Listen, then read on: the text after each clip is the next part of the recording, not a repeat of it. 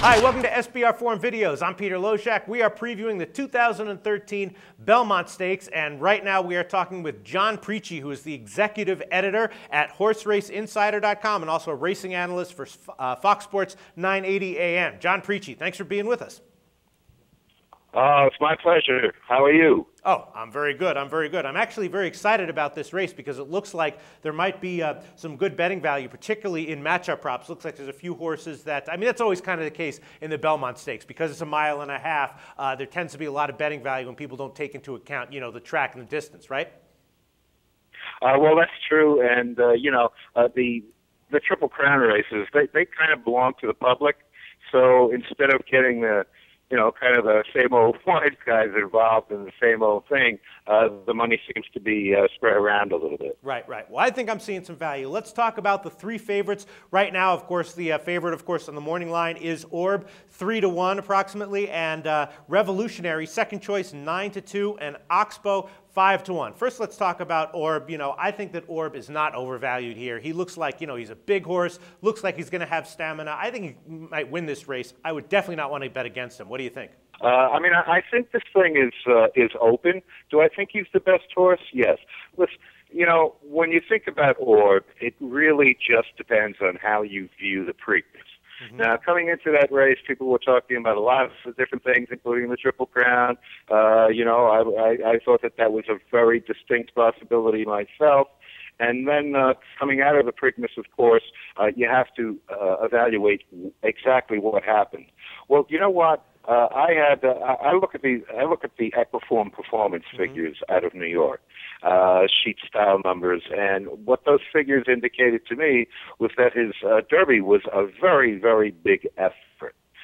And coming back in 2 weeks, it was problematical whether he would be able to replicate that effort. Now, when he came back, when Chip came back and he worked him, I guess it was the Monday of Preakness week, before he shipped him down to Sunday or Monday, and he came back with all that energy. He said, "Oh, this is great. This is a go. He hasn't lost anything. I'm going to put him on a van, and send him down to Baltimore." The problem with that is, horses make liars out of you, Peter, and they can make liars out of great trainers like Shug McGaughey too, because when a horse makes an unusually large effort, as this horse did in the Derby, you're not going to see signs of that again sometimes until they get to the stress of the next work. There's the next race. There's a world of difference between a race and a workout. Right. So if you consider that this horse regressed, that the energy level coming back in 2 weeks wasn't there, you look at the indecisive handling of Joe Rosario, of whom I'm an extremely big fan. But that just wasn't one of his greatest moments in the sun. You look at the, I don't understand what the deal was with the Pimlico surface, that it was just so loose and so cuppy. No one that I've spoken to has ever remembered seeing it that way. Plus, we had the inside of the track was not the place to be. And Orb's best races to that point had been with him, making the outside sweeping move. And, of course, he never really had a chance to do that in Baltimore. And that's 4 or 5 reasons why I think he deserves a mulligan going into tomorrow. All right. What do you think about Oxbow? Because I'm thinking that, Oxbow won wire to wire at Pimlico, but, 12 furlongs, much different from 9.5. He's kind of more of a speed horse and not really one of these big horses that has an imposing physical presence, looks like he's built for stamina. I'm thinking Oxbow might be a good force to stay off of in the Belmont. What do you think? Well, that's a good observation, in terms of his physical presence. But you know what? I mean, Wayne Lukas has been telling anyone who's been listening for the past couple of 3 months that this horse continues to astound him with his stamina, that no matter what he throws at him, this horse is always coming back for more. He's had an awful lot of racing in a short period of time. He ran extremely well 2 races back at Oaklawn Park, and then Gary Stevens gets on him for the first time in the Arkansas Derby. They try an experiment, which is a total failure. I mean, he put him to sleep coming out of the gate, and that was it. The horse never picked up his legs. And then, of course, he came back in the Derby, and he was the only horse you could argue that raced relatively close to the suicidal pace set by Palace Malice and still be virtually around at the finish. I mean, I think he was sixth, beaten 9 3/4 lengths when you consider that the pace of the race was as such, and when you consider that the first 3 finishers in the Kentucky Derby were running among the last 4 horses in the 20-horse field early on. So for him to come back and do this is an amazing thing. And I looked at his speed figures, and he did run that very, very good race in the Rebel, and the Preakness was, just a couple of ticks higher. So his developmental pattern is good.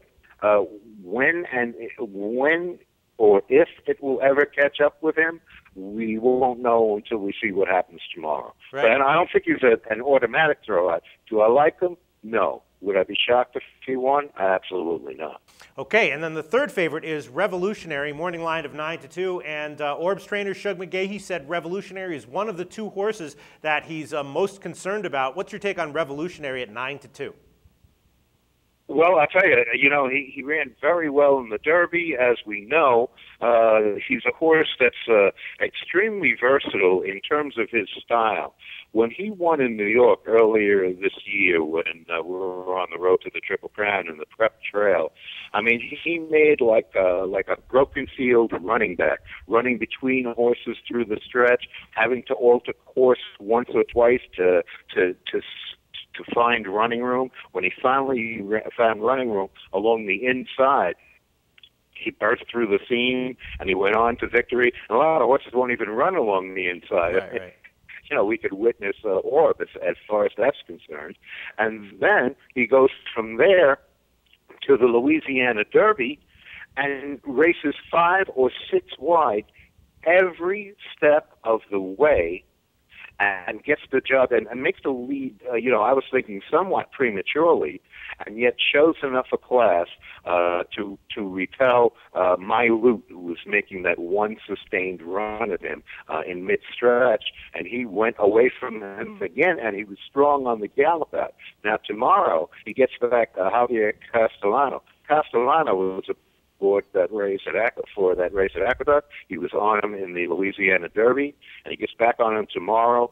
He likes a wet track. He has a series of good performance figures, meaning he's not necessarily just a 1 or a 2 race number. Now, I was coming into the race, I was a little bit against him because his style is one of a deep closer, and deep closers, it sounds counterintuitive because it is, but deep closers don't have a lot of success in the 1.5 miles of the Belmont. You need a horse that's with the pace primarily. But the great equalizer tomorrow is going to be the wet track, and the fact that he likes a wet track, and now we introduce the element of stamina to go along with the unknown of the 12 furlongs, and he is back in the fray again.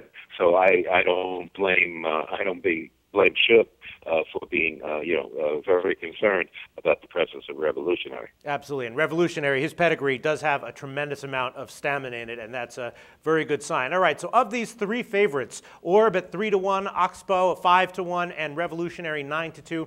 At those prices, which do you think is the most overvalued and the most undervalued? I think that the most overrated of those horses got to be Oxbow at 5-1. Let's see what you say. I would have to, everything else being equal, I think you were right. I mean, after all, he was 16 or 17 to 1 in the Preakness. But as you say, if these are the prices, 3-1, 9-2 on Revolutionary, and 5-1 on Oxbow, if those are the prices at post time, well, to me, Orb would be extraordinary value at 3-1 among those 3 horses. Okay, thanks so much, John Perici. Let's move on to the long shots now.